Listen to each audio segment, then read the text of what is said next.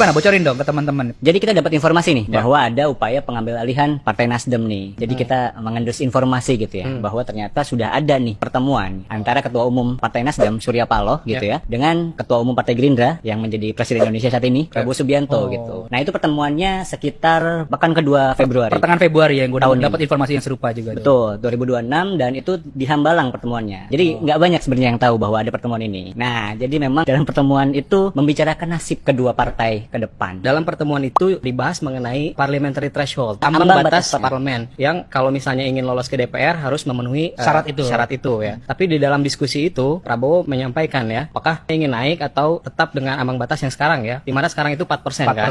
Walaupun itu kemudian diuji di MK dan kemudian dikabulkan ya, dan harus dihitung ulang oleh DPR. Nah, di pertemuan di Hambalang itu Sen, antara Prabowo dengan Surya Paloh ini dibahas juga tuh maunya berapa gitu, dan muncul angka 8% nih, naik dari yang sebelumnya 4%. Tapi kemudian memang dipertanyakan tadi seperti yang dibilang Daniel bahwa ini sanggup gak nih, lu yakin ini 8%, karena itu akan menyulitkan untuk partai-partai menengah ke bawah lah untuk masuk ke parlemen berikutnya. Makanya belum ketemu nih apa yang akan dilakukan selanjutnya dari obrolan terakhir itu. Ada satu versi juga nih Sen yang cerita bahwa dalam pembahasan Prabowo dengan Surya Paloh ini membahas mengenai skema untuk kedua partai ke depannya. Ini kongsi untuk Pilpres 2029 atau gimana nih? Nah, bisa jadi saya.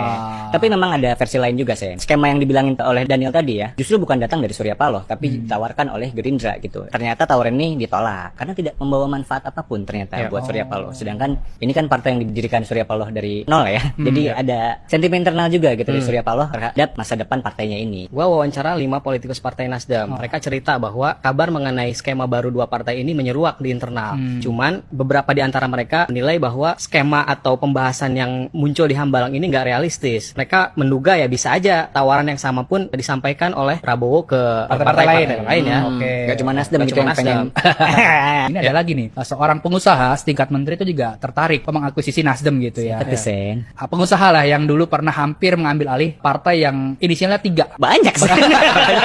Oke. Ada yang menarik lagi nih. Gibran Rakabuming Raka itu juga tertarik terhadap Partai Nasdem, ingin mengambil atau ingin mengakuisisi lah Partai Nasdem itu sebagai kendaraan politiknya dia begitu. Ini sebetulnya ada apa sih Nasdem yang tiba-tiba ada gonjang-ganjing lah di internal mereka begitu? Beberapa narasumber ya, entah itu di Nasdem maupun teman-teman di DPR gitu, mereka bercerita bahwa bisnis Surya Paloh ini terganggu. Seperti yang lu bilang tadi ya, ada iklim politik yang berbeda. Dulu Surya Paloh mendukung Anies gitu ya di pemilihan presiden 2024. Ada kekhawatiran lah, ketar-ketir di anak bisnis yang mengelola ini, bahwa setelah mereka mendukung Anies, catering mereka tersendat gitu.